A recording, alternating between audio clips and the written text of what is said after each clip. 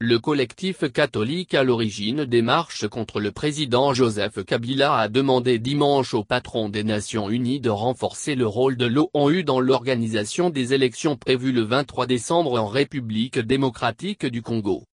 Le comité laïque de coordination, proche de l'épiscopat, demande plus de moyens à la mission des Nations Unies au Congo, MONUSCO, pour la protection des civils pendant la période préélectorale et post-électorale, dans une lettre à Antonio Guterres distribuée à la presse. Le mandat de la MONUSCO doit être renouvelé le 27 mars par une nouvelle résolution du Conseil de sécurité. Le CLC propose à M. Guterres de faire du 30 avril la date ultime pour la mise en œuvre par le régime Kabila des mesures de décrispation politique, libération des prisonniers politiques et annulation des poursuites judiciaires contre les opposants et ou exilés politiques. Candidat déclaré, l'opposant en exil Moïse Katumbi a annoncé qu'il rentrerait en juin en RDC où il risque d'être emprisonné après sa condamnation dans une affaire immobilière dont il conteste tout fondement. Le CLC a aussi annoncé qu'il suspendait jusqu'au 30 avril ses actions d'envergure de protestation et de revendication, tout en se déclarant dans l'obligation de les reprendre et de les intensifier après cette date s'il n'a pas obtenu gain de cause. Le CLC a demandé la levée d'interdiction des manifestations.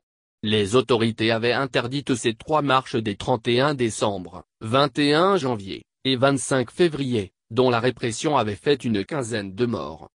Le CLC veut aussi la fin du dédoublement des partis politiques d'ici le 26 mars, jour où la commission électorale doit publier la liste des partis et regroupements politiques autorisés à concourir aux prochaines élections.